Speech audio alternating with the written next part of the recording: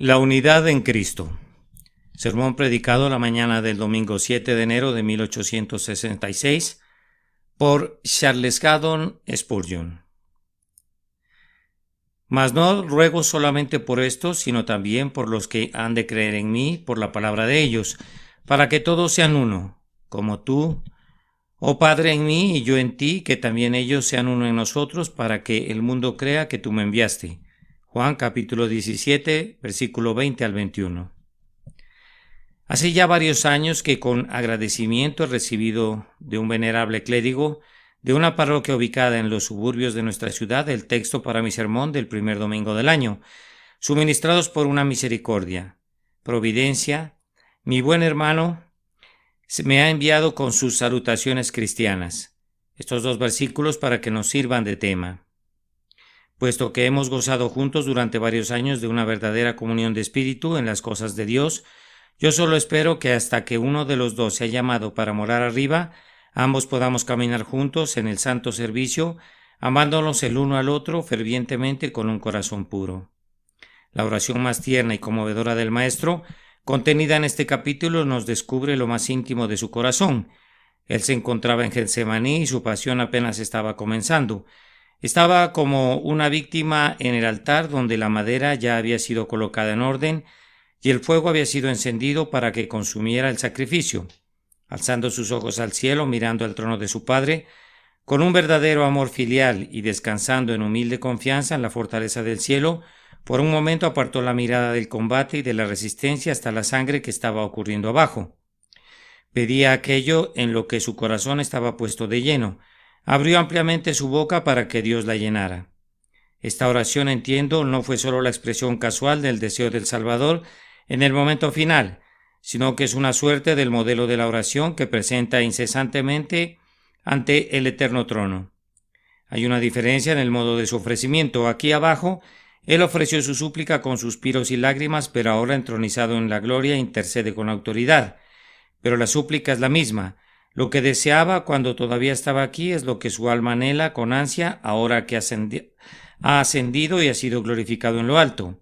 Amados, es significativo que en sus últimos momentos el Salvador no solamente desee la salvación de todo su pueblo, sino que interceda por la unidad de los que son salvos, para que siendo salvos puedan estar unidos. No basta con que cada oveja sea arrebatada de las fauces del lobo. Él quiere que todas las ovejas estén reunidas en un rebaño bajo su propio cuidado. No está satisfecho con que cada uno de los miembros de su cuerpo sean salvados como el resultado de su muerte. Él necesita que esos miembros sean conformados en un cuerpo glorioso. Puesto que la unidad permanecía tan cercana al corazón del Salvador, incluso en momentos de tan abrumadora tribulación, debía ser considerada por él como algo inestimable e inapreciable. Es de esta unidad que hablaremos esta mañana. En este sentido, primeramente tendremos algo que decir sobre la unidad deseada, luego sobre la hora requerida, es decir, que los elegidos sean reunidos, en tercer lugar sobre la oración ofrecida, en cuarto lugar sobre el resultado anticipado y en quinto lugar sobre la pregunta sugerida.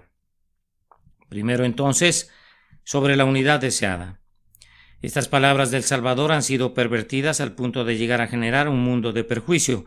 Los eclesiásticos se han quedado dormidos, lo que por lo demás es su condición ordinaria, y mientras duermen han soñado un sueño fundamentado en la tierra de las palabras del Salvador, sin llegar a discernir su sentido espiritual. Ellos han demostrado en su propio caso, y ha sido demostrado en miles de otros casos, que la letra mata y que únicamente el espíritu vivifica.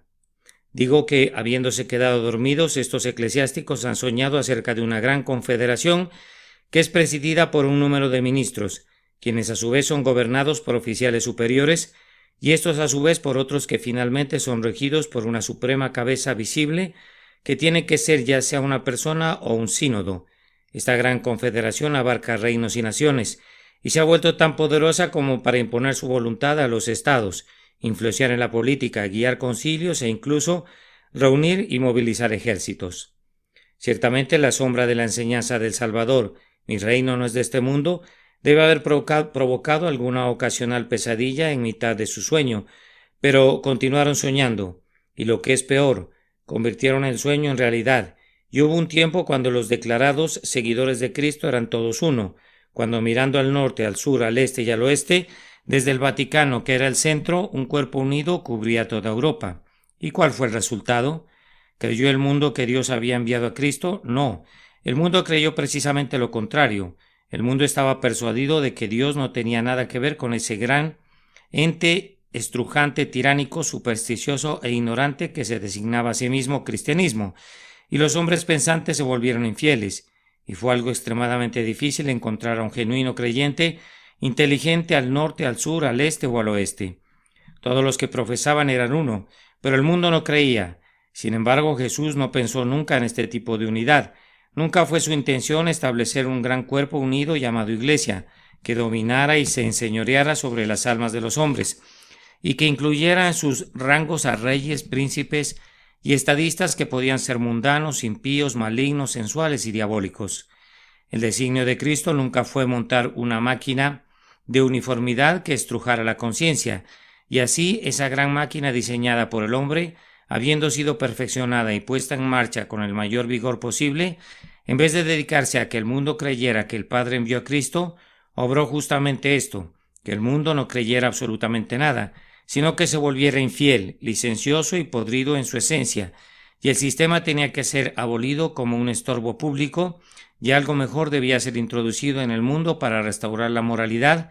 Sin embargo, la gente sueña todavía ese sueño, incluso algunas buenas gentes lo hacen.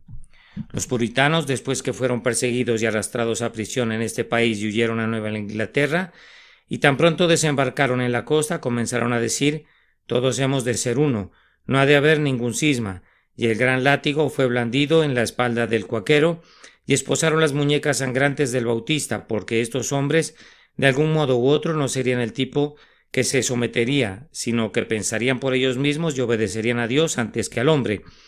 En nuestros días el doctor Pusey sueña con que los anglicanos y la Iglesia rusa puedan ser unidas, y luego tal vez los católicos romanos podrían meter su cuchara, y así una vez más todos serían uno, un mero sueño, una mera quimera de un cerebro amable pero extravagante. Si alguna vez llegara a ser una realidad, resultaría ser un árbol de upas, a cuya raíz todo hombre honesto debe poner de inmediato el hacha.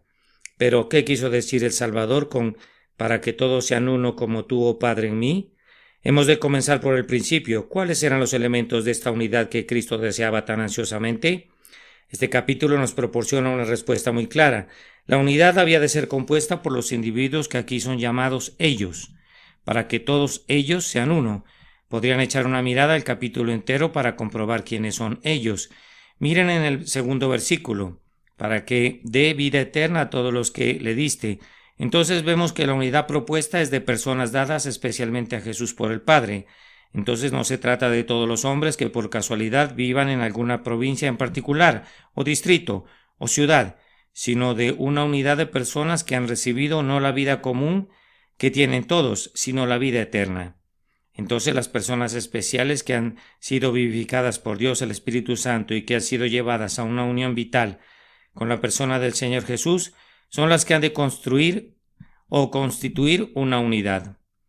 Además, son descritas en el versículo 6 como personas a quienes el nombre de Dios ha sido manifestado, personas que han visto lo que otros nunca vieron y que han contemplado lo que otros no pueden saber. Son hombres que le fueron dados del mundo. Según nos informa ese versículo, hombres elegidos, tomados de la masa ordinaria. Entonces no se refiere a toda la masa, no se trata de reinos ni de estados, ni de imperios, sino de personas selectas. Son personas que han sido enseñadas y que han aprendido lecciones inusuales. Ahora han conocido que todas las cosas que me has dado proceden de ti. Y han aprendido bien su lección, pues encontramos que está escrito: han guardado tu palabra y han creído que tú me enviaste. El versículo 9 describe que Cristo ora por ellos en un sentido con el que nunca jamás ora por el mundo. Son personas de conformidad al versículo 10, en quienes Dios es glorificado, en quienes el nombre de Jesús brilla con resplendente lustre. Lean todo el capítulo y descubrirán que la unidad que el Señor tenía en mente era la de personas elegidas que, siendo vivificadas por el Espíritu Santo, son conducidas a crecer en Jesucristo. Personas orientadas a lo espiritual, que viven en el reino del Espíritu, que valoran las cosas espirituales y que forman una confederación y un reino que es espiritual y no de este mundo. Allí está el secreto. Las mentes carnales oyen que Jesús llevará una corona de perlas. Entonces encuentran perlas en las conchas y tratan de unir las conchas de las ostras. Y qué cosa tan extraña confeccionan. Pero Jesús no aceptará ninguna unión de las conchas. Las conchas deben ser quebradas como cosas despreciables, deben ser unidas las joyas y únicamente las joyas.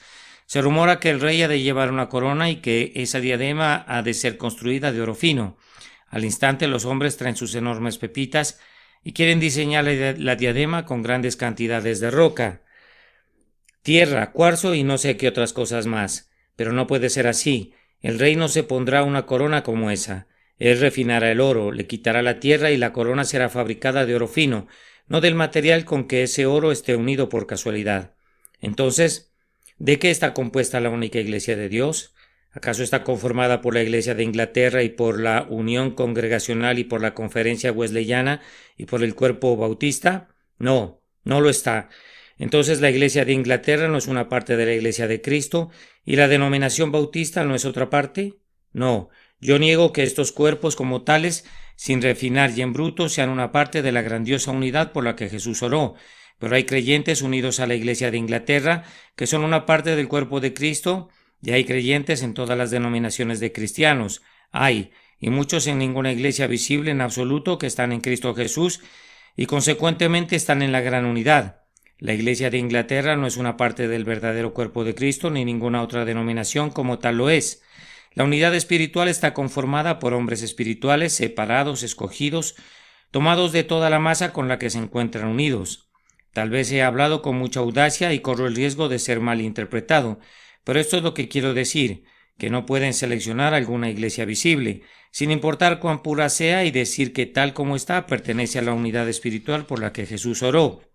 Hay en las iglesias visibles un cierto número de los elegidos de Dios, y estos son miembros del cuerpo de Jesucristo. Pero sus compañeros profesantes, si no son convertidos, no están en la unidad mística. El cuerpo de Cristo no está conformado por denominaciones, ni por presbiterios, ni por sociedades cristianas. Está conformado por santos escogidos por Dios desde antes de la fundación del mundo, redimidos por sangre, llamados por su Espíritu y hechos por uno con Jesús. Pero ahora, prosiguiendo, ¿cuál es el vínculo que mantiene juntos a los que están unidos? Entre otros, está el vínculo del mismo origen. Cada persona que sea partícipe de la vida de Dios ha provenido del mismo Padre Divino. El Espíritu de Dios ha vivificado de igual manera a todos los fieles. No importa que Lutero sea muy disímil de Calvino, Lutero es hecho y es creado en una nueva criatura en Cristo Jesús por el mismo fiat, hágase, que creó a Calvino.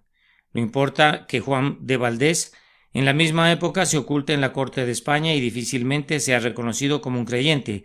Sin embargo, cuando hojeamos hoy su volumen encontramos en sus 100 consideraciones precisamente el mismo espíritu de gracia que palpita en las instituciones de la religión cristiana de Calvino o en la esclavitud de la voluntad de Lutero, y descubrimos la misma vida en cada uno. Han sido vivificados por el mismo espíritu, son revividos por la misma energía y aunque no lo supieran, aún así eran uno. Es más, todos los verdaderos creyentes son sostenidos por la misma fuerza. La vida que hace vital la oración de un creyente hoy es la misma vida que vivificó el clamor del creyente hace 2000 años. Y si este mundo durara otros 1000 años, el mismo espíritu que hará que las lágrimas rueden del ojo de un penitente en aquel entonces es el que en este día nos conduce a inclinarnos delante del Dios Altísimo. Además, todos los creyentes tienen el mismo propósito y objetivo. Todo santo verdadero es disparado por el mismo arco y está apresurándose hacia el mismo blanco.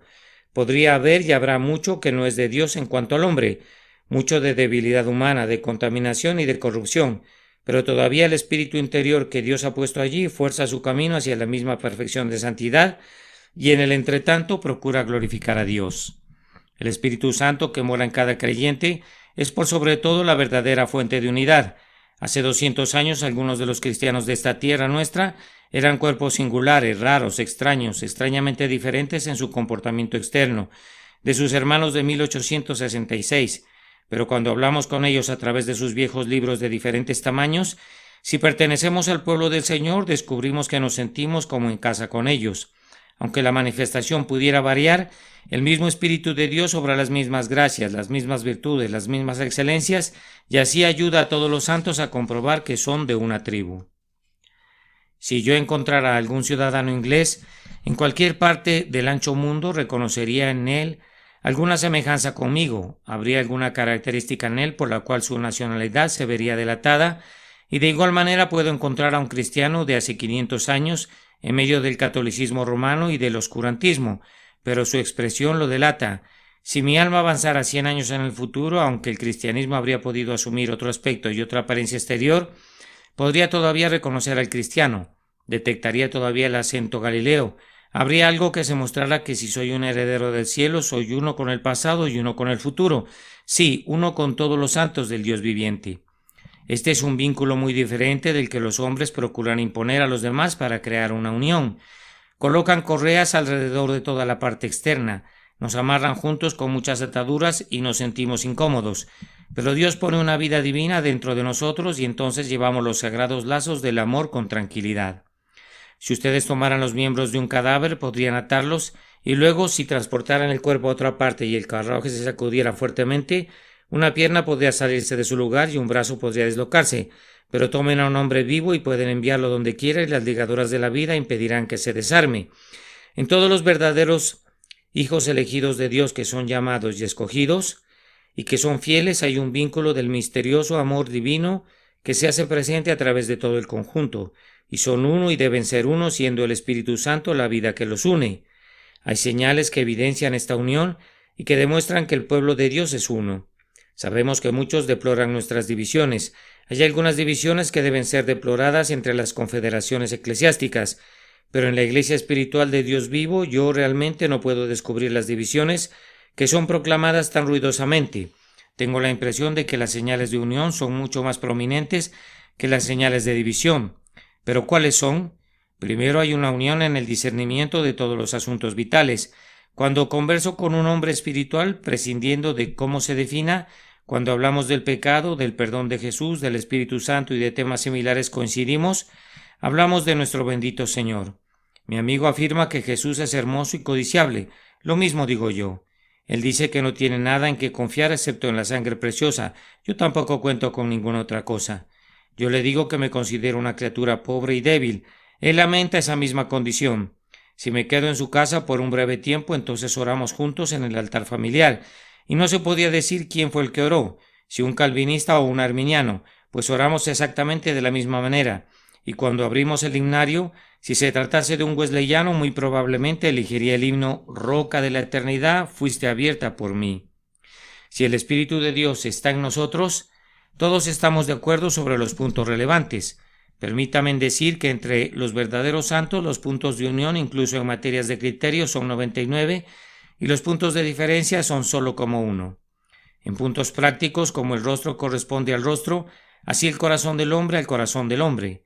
Basta que se toquen tópicos prácticos concernientes a los tratos del alma con Dios, dejando la letra y adentrándose en el espíritu, rompiendo la cáscara y comiendo la fruta de la verdad espiritual, y descubrirán que los puntos de acuerdo entre cristianos genuinos son una cosa maravillosa. Pero esta unión ha de ser vista más claramente en la unión del corazón. Me dicen que los cristianos no se aman los unos a los otros. Lo sentiría mucho si eso fuera cierto, pero yo más bien lo dudo, pues sospecho que aquellos que no se aman entre sí no son cristianos. ¿Dónde está el Espíritu de Dios? Ahí debe haber amor. Y si yo he conocido y reconocido a alguien con mi hermano en Cristo Jesús, el amor de Cristo me constriñe a no considerarlo más como un extraño o como un extranjero, sino como un conciudadano de los santos. Ahora yo aborrezco la fuerte adherencia a las prácticas de la Iglesia alta, de la manera que mi alma odia a Satanás, pero me encanta leer a George Herbert.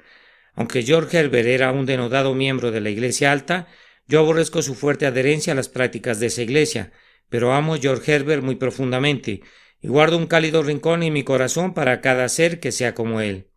Si me encontrara algún hombre que ame a mi Señor Jesucristo como George Herbert lo amó, entonces no me preguntaría si he de amarlo o no. Las preguntas no cabrían, pues no podría evitarlo. A menos que pudiera dejar de amar a Jesucristo, no podría dejar de amar a aquellos que lo aman. Allí está George Fox, el cuaquero, un extraño tipo de cuerpo.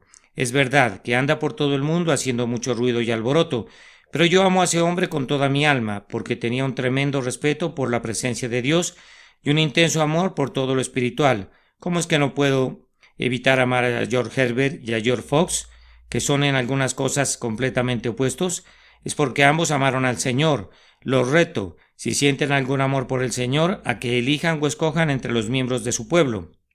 Podría ser que aborrezcan todo lo que quieran las conchas en las que las perlas están ocultas y la escoria con la que está mezclada el oro, pero tienen que estimar el oro verdadero, el precioso oro comprado con sangre, a la perla verdadera con tintes del cielo. Tienes que amar a un hombre espiritual donde quiera que lo encuentres. Tal amor efectivamente existe entre los miembros del pueblo de Dios, y si alguien dijera que no existe, me temo que el que habla así es incapaz de juzgar. Si me encuentro con alguien en quien está el Espíritu de Dios, debo amarlo, y si no lo hiciera, demostraría que no estoy en la unidad en lo absoluto.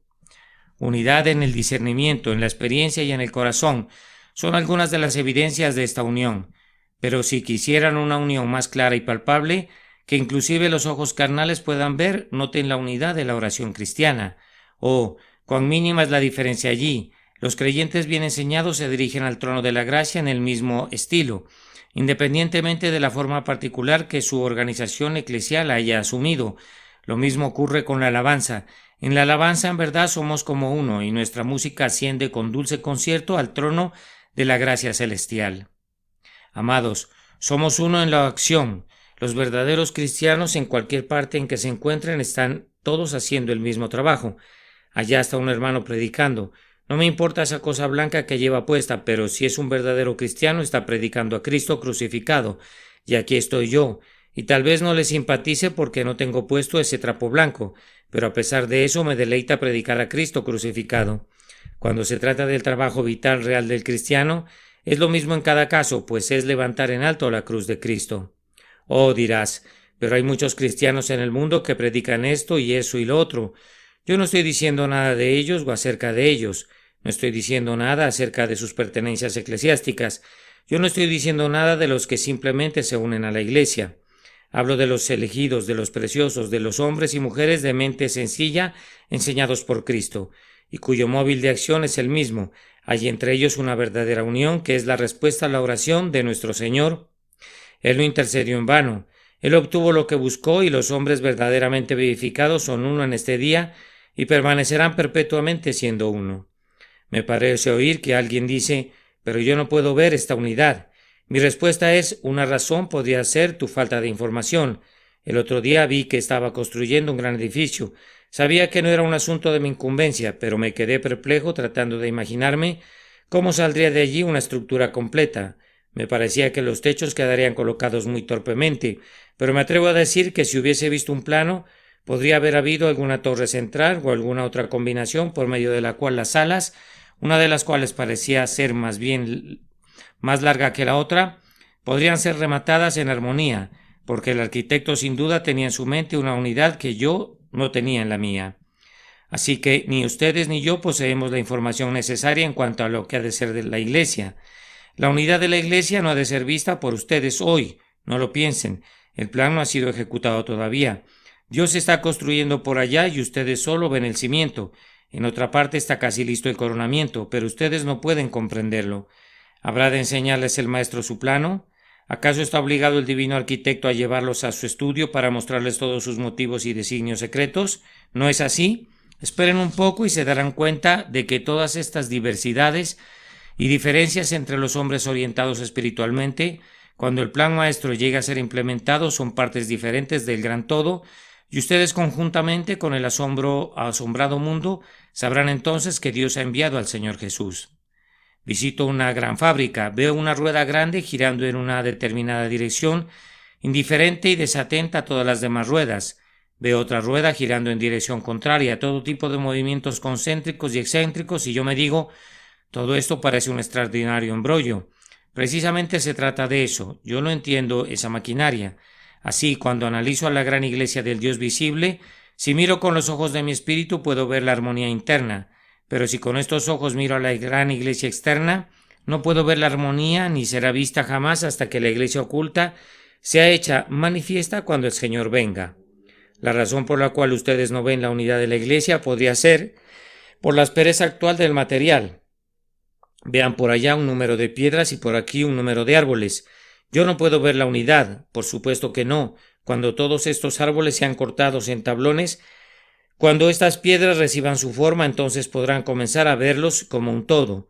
Las diversas piedras del edificio divino de la iglesia están todas informes al presente. No están pulidas, están informes. Nunca seremos uno hasta que seamos santificados.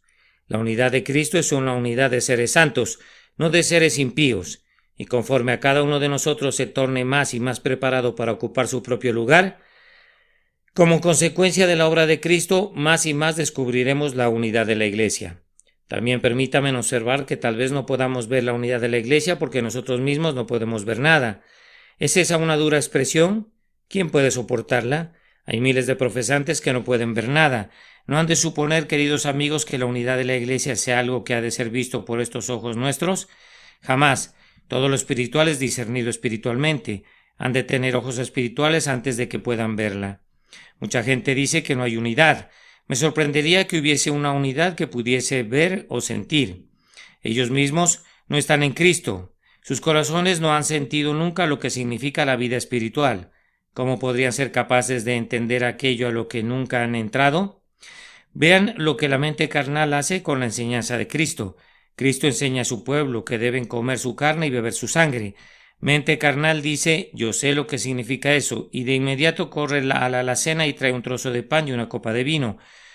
Los hombres espirituales lloran ante tal ignorancia. Jesús dice que todos sean uno como tú, oh Padre, en mí. Yo sé lo que eso significa, dice mente carnal. Todos han de adorar de la misma manera y deben usar el mismo ritual. Esto es, todo lo que mente carnal sabe acerca de eso confunde lo externo con lo interno y no entiende lo que el Señor quiere decir. Pero, amados, ustedes saben que esto no es así. Ustedes efectivamente saben, así confío y sienten en su alma en este precioso día, que los verdaderos santos del Dios viviente son en este preciso momento uno con los demás y que reconocen y descubren esta unidad en la proporción en que se vuelven como su Señor y Maestro, y son conformadas a su imagen y hechos idóneos para el lugar que habrán de ocupar. Justo como el profesor Owen puede tomar un hueso y a partir de ese hueso puede descubrir la escritura completa de todo el animal, no dudo de que haya una dependencia y consistencia mutuas entre cada cristiano y sus compañeros cristianos, de tal forma que si entendiésemos la ciencia de la anatomía comparada espiritual como podremos hacerlo en el cielo, seríamos capaces de imaginar partiendo de cualquier cristiano la forma de toda la iglesia de Dios, a partir de la mutua dependencia de unos de otros, pero no es de acuerdo a la forma de la bestia que fue y ahora es, y que todavía vendrá, que se llama a sí misma la Iglesia de Cristo, y que no es nada mejor que el anticristo. Tomará la forma del Señor del cielo, de cuyo cuerpo somos miembros. He hablado demasiado tiempo sobre este asunto de la unidad, y ya no disponemos de mucho tiempo para los demás puntos y por tanto solo haré una breve alusión a ellos. El segundo encabezamiento debía ser la obra que ha de hacerse antes de que esta unidad pueda ser completada. Hay muchos elegidos que no han creído todavía en Jesucristo y la Iglesia no puede ser una. Hasta que esos elegidos sean salvos, aquí hay trabajo por hacer, trabajo que ha de hacerse por medio de instrumentos. Estos elegidos han de creer. Esa es una obra de gracia, pero ellos han de creer por medio de nuestra palabra. Hermanos, si quieren promover la unidad de la Iglesia de Cristo, cuiden a sus ovejas perdidas, busquen a las almas descarriadas. Si preguntaran cuál ha de ser su palabra, la respuesta está en el texto. Tiene que ser concerniente a Cristo. Esas almas deben creer en Él. Cada alma que cree en Cristo es incorporada a la grandiosa unidad evangélica a su medida, y no verán nunca a la Iglesia como un todo mientras haya un alma que permanezca sin ser salva, pero para quien el Salvador derramó su preciosa sangre. Salgan y enseñen su palabra, proclamen las doctrinas de la gracia, conforme la habilidad que hubieren recibido de Él, sostengan en alto a Cristo ante los ojos de los hombres, y serán el instrumento en la mano de Dios para llevarlos a creer en Él, y así la Iglesia será edificada y será convertida en una. Aquí hay una labor para el principio del año. No han de sentarse para idear y maquinar y planear cómo puede esta denominación fundirse con otra. No se metan con eso. Su labor es ir ahora y decir a los pecadores por todas partes cuán único Salvador has encontrado. Esa es la manera en que Dios los utiliza, a ustedes para completar la unidad de su Iglesia. A menos que estos sean salvos, la Iglesia no es perfecta. Es maravilloso el texto que dice, proveyendo Dios alguna cosa mejor para nosotros, para que no fuesen ellos perfeccionados aparte de nosotros. Es decir, los santos en el cielo no pueden ser perfectos a menos que nosotros lleguemos allí. ¿Cómo? ¿Los santos benditos en el cielo no son perfectos a menos que el resto de los creyentes lleguen allí? Eso nos dice la Escritura, pues entonces serían una parte del cuerpo y no el cuerpo entero. No pueden ser perfectos como un rebaño a menos que el resto de las ovejas llegue allí. Nos hacen señas desde las murallas almenadas del cielo y nos dicen: suban aquí, pues sin ustedes no podemos ser uno como Jesucristo es uno con su Padre. Somos un cuerpo imperfecto mientras no vengan ustedes. Y nosotros desde nuestra posición de gracia nos volvemos a ver al mundo pecador y les decimos a los elegidos de Dios que están en medio de ese mundo pecador: vengan a Jesús, confíen en Jesús, crean en Él, pues sin ustedes nosotros no podemos ser perfectos ni tampoco pueden serlo los propios seres celestiales. Pues ha de haber una iglesia completa. Toda la ciudad debe ser amurallada alrededor, y si hubiera una brecha en el muro, la ciudad no será una. Vengan entonces, pongan su confianza en Jesús para que su iglesia sea una. El tercer punto iba a ser: aquí hay oración ofrecida. Amados, Cristo ora por la unidad de su iglesia, para que todos los santos que han ido al cielo en los días pasados, y todos los santos que viven ahora, y que todos los que habrán de venir, sean llevados a la unidad en una vida con Él. Me temo que no le atribuimos la suficiente importancia al poder de la oración en Cristo. Pensamos en Josué combatiendo en el valle, pero nos olvidamos de nuestro Moisés con sus manos extendidas sobre el monte. Estamos viendo las ruedas de la máquina, regresando a nuestra imagen anterior, y pensamos que esta rueda y aquella otra necesitan más aceite o que no están trabajando en su punto de eficiencia. Pero no hemos de olvidar nunca el motor, esa misteriosa fuerza motriz que está escondida y oculta, de la cual depende la acción de toda la máquina. La oración de Cristo por su pueblo es la gran fuerza motriz por la cual el Espíritu de Dios es enviado a nosotros, y la iglesia entera es mantenida y llena de vida, y el total de esa fuerza está aplicada a este objetivo único, la unidad. Está quitando todo lo que nos impida ser uno, y está trabajando con toda su divina omnipotencia para llevarnos a una unidad visible cuando Cristo venga en los últimos días en la tierra. Amados, hemos de tener esperanza por los pecadores que todavía no son convertidos. Cristo está orando por ellos. Tengamos esperanza por el cuerpo entero de los fieles. Cristo está orando por su unidad, y todo lo que Él pida ha de realizarse, pues Él nunca suplica en vano. Él ora para que la iglesia sea una, y es una. Él ora para que sean perfectos y completos, y eso sucederá en medio de aleluyas eternos. Luego hubiera seguido el resultado anticipado generado por el todo. Para que el mundo crea que tú me enviaste. El efecto del espectáculo de la iglesia completa en las mentes de los hombres será sobrecogedor.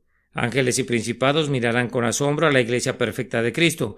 Todos ellos exclamarán: qué portento, qué obra maestra del poder y qué sabiduría divinos. Cuando vieron el cimiento puesto en la preciosa sangre de Cristo, contemplaron larga y ávidamente, pero cuando vean la iglesia completa y entera, cada aguja y cada pináculo, y el grandioso coronamiento expuesto en medio de clamores, construido enteramente de joyas y perlas preciosas, diseñado para que semeje un palacio, entonces harán que el cielo resuene una y otra vez. Cuando el mundo fue hecho, cantaron de gozo, pero ¿cómo harán eco las bóvedas del cielo cuando la iglesia esté toda completa y la nueva creación hubiere sido perfeccionada? ¿Cuál será el efecto sobre los hombres? Asombro será el efecto en los ángeles, pero ¿cuál será el efecto en los hombres? El mundo, ese mundo malvado que rechazó a Cristo, ese perverso mundo crucifixor, que no quiere saber nada de Él y que ahora no quiere saber nada de su gente, ese mundo malvado que odia a sus santos y que se ha esforzado con todo su poder para derribar los muros de su iglesia. Se verá forzado a creer que Dios envió a su Hijo. Se morderán la lengua de furia, crujirán sus dientes de terror, pero no habrá ninguna duda al respecto. No deben suponer que el mundo será convencido jamás de creer en Cristo y de ser salvado por la unidad de la iglesia. No es anticipado en este capítulo que el mundo sea salvado jamás. En todo el capítulo no hay ningún propósito al respecto. Se habla del mundo como de algo por lo que Cristo no ora, cuya iluminación no es anticipada, pero ese mundo, aunque llore y se lamente y maldiga y aborrezca, será claramente conducido a reconocer la divinidad de la misión de Cristo cuando vea la unidad total de la iglesia. Delante de mi asombrada mirada, esta mañana, me parece que se levanta como desde un gran mar de confusión un sorprendente edificio. Veo la primera piedra hundida en las profundidades de ese mar teñido con sangre, y veo su remate emergiendo por encima de elevadas olas de refriega y confusión. Y ahora veo otras piedras puestas sobre eso, todas ellas teñidas con sangre. Los primeros apóstoles, todos ellos mártires. Veo una piedra que se levanta sobre otra conforme una época sucede a la otra. Al principio casi todos los cimientos están colocados en el hermoso bermellón del martirio, pero la estructura se eleva, las piedras son muy diferentes, proceden de Asia, África, América y Europa. Son tomadas de entre los príncipes y de entre los campesinos. Estas piedras son muy diversas. Tal vez mientras estuvieron aquí escasamente reconocían que pertenecían al mismo edificio, pero ahí están, y por 1860 años la construcción ha proseguido y proseguido, cada piedra siendo alistada. Desconocemos cuántos años más tomará la construcción de ese edificio magistral. Pero al final, a pesar de todos los enfados del infierno y de todo el poder de los demonios, ese edificio será completado y ni una sola piedra se perderá. Ni un solo hijo elegido de Dios estará ausente y ni una sola de esas piedras habrá sufrido algún daño ni será colocada fuera de lugar, y el todo será tan hermoso, tan incomparable, habrá tal despliegue de poder y de sabiduría y de amor, que incluso los seres llenos de odio, cuyos corazones son duros como el diamante contra el Altísimo, se verán forzados a decir que Dios debió enviar a Cristo. No podrán reprimir esa confesión cuando toda la Iglesia sea como el Padre es uno con Cristo. Oh, feliz día, alborea ante nuestros ojos y haz que seamos bendecidos. La sugerencia concluyente debía ser esta: ¿somos parte de esa grandiosa unidad? Ahí está la pregunta. La pregunta de esta mañana no es ¿son ustedes miembros de alguna iglesia cristiana? Yo sé cómo llegar allí. Dices, bien, un cierto número de iglesias son evangélicas y ortodoxas. Constituyen el protestantismo ortodoxo. Ahora yo soy bautista. Muy bien. Yo soy bautista y las iglesias bautistas son ortodoxas. Por lo tanto, yo soy cristiano. O soy episcopaliano y la iglesia episcopal es una rama del protestantismo. Muy bien. Soy protestante, soy cristiano. Ah, esa es su forma carnal de hablar. Podrías estar gravemente equivocado si ese fuera tu argumento, pero si pudieras verlo de otra manera y decir, he recibido la vida eterna, pues he crecido en el Señor Jesucristo y he sido dado a Él por el Padre, entonces, amado, llegas directamente. Siendo uno con Cristo, eres uno con su pueblo, pero cuando estás buscando esta unidad, no busques algo externo, sino algo interno. No busques un lazo que ha de escribirse sobre hojas de papel, en pergaminos y libros, sino busca un vínculo escrito en los corazones y en las conciencias y en las almas. No debes buscar a todos los santos en un aposento, sino en Cristo. Todos ellos viven del pan celestial y beben vinos purificados que provienen de Cristo Jesús. Busquen una ilusión espiritual y la encontrarán. Si buscan la otra cosa, no la encontrarán. Y si la encontraran, sería una cosa grande y terrible, de la cual deberían pedirle a Dios que libere a su iglesia. Como hombres espirituales, busquen la unidad espiritual, pero primero comiencen por preguntarse si ustedes mismos son espirituales. ¿Has nacido en el seno de la familia? ¿Has pasado de muerte a vida? Pues si no has pasado, aunque pudieras estar en el cuerpo, serías como una sustancia muerta en el cuerpo causando una úlcera, una gangrena que provocaría dolor y sufrimiento. Serías una cosa maldita que habría que eliminar. Pero ¿estás vivo por la vida de Cristo? ¿Mora Dios en ti y moras tú en Él? Entonces, mi amado hermano, dame tu mano. No te preocupes acerca de 1000 diferencias, pues si tú estás en Cristo y yo estoy en Cristo, no podemos ser dos, hemos de ser uno. Amémonos los unos a los otros fervientemente con un corazón puro. Vivamos en la tierra como aquellos que habrán de vivir juntos una larga eternidad en el cielo.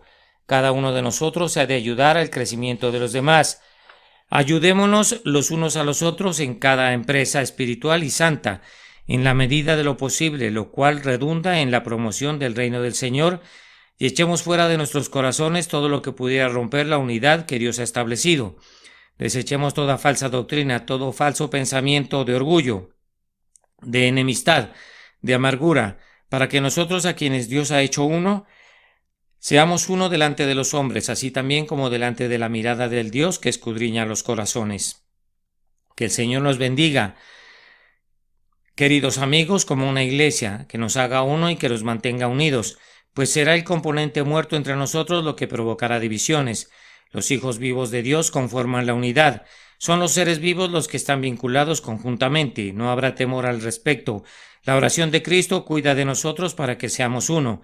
En cuanto a ustedes que están unidos con nosotros en una comunión visible y no son uno con Cristo, que el Señor los salve con su grandiosa salvación, ya sea la alabanza. Amén y amén.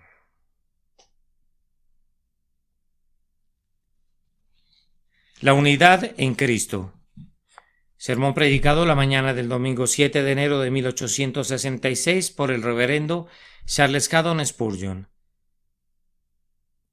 Mas no ruego solamente por estos, sino también por los que han de creer en mí por la palabra de ellos, para que todos sean uno, como tú, oh Padre, en mí, y yo en ti, que también ellos sean uno en nosotros, para que el mundo crea que tú me enviaste.